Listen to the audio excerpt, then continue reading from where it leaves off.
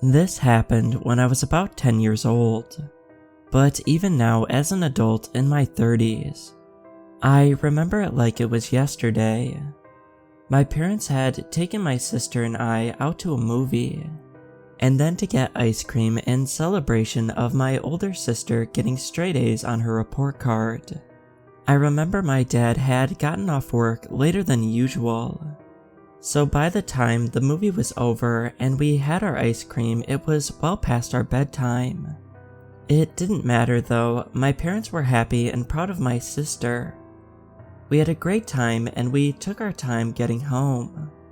If it wasn't for what happened when we got there, I would have always looked back fondly on this night. We got home around 10:30. Bedtime was usually 10, so I went straight to my room and put my pajamas on, while my sister went to brush her teeth. I remember thinking that it seemed a little more chilly in the house that night, but that's the only thing out of the ordinary I can recall from when we first walked in. I barely had a chance to change when I heard my dad yell our names from what I thought was the kitchen. I didn't know what was wrong, but I knew it was bad, because I heard fear in his voice for the first time ever. It scared me really bad. I bolted out the door and into the kitchen as fast as I could. My sister was already there and everyone was standing very close. My mom looked like she was on the verge of panic and she motioned for me to come closer. She wrapped her arms around my sister and I, and my dad was already dialing on the house phone. Then I noticed some glass on the floor. I asked my mom what was wrong, but she didn't want to tell me. She said we needed to go outside right away. As we headed out the front door, I heard my dad talking to a 911 operator and telling them that when we got home, he found our back sliding glass door shattered and objects strewn about the kitchen. We went to the neighbor's house and waited for the police to come. After a few minutes, my dad joined us. He seemed to be well shaken up, which was a new sight to me. The police arrived and searched the house extensively. It was a big scene with all of our neighbors outside, and flashing lights illuminating our entire street for hours. They never found anybody in our house. Whoever had been there had come and gone. The thing that gets to me is that nothing was stolen. Whoever it was didn't want any of our possessions. What they did was take our canned food out of our pantry and stack them into small pyramids on our kitchen counter.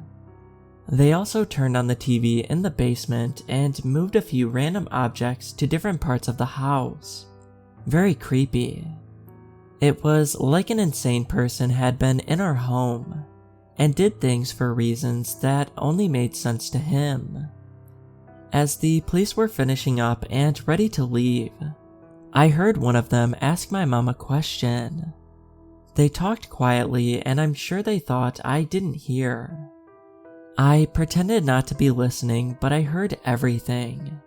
You see, we kept magnetized letters on our fridge.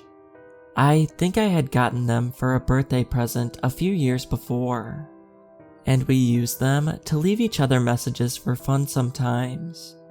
The cop was asking my mom if the message on there that night was done by any of us.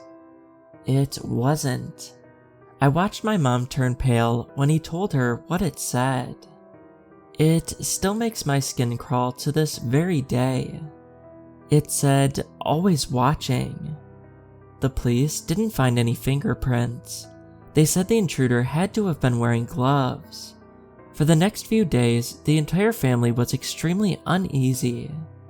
I was absolutely positive the intruder was still in the house somehow. That there was a hidden place nobody knew about, where he could hide and listen to us. I never shook the feeling that somebody was there.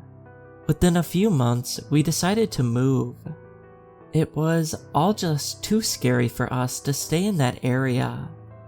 We moved to a house several miles away. We were never bothered again, but I do still think about it.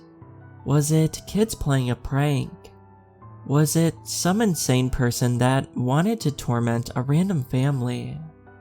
Or was it someone that truly had it out for us and who really was always watching? Could it have been a neighbor or someone we knew? These questions still keep me up at night sometimes. This happened many years ago, but the hairs on my neck stand up sometimes when I'm alone at home. And I have to check the house to make sure that no one is hiding.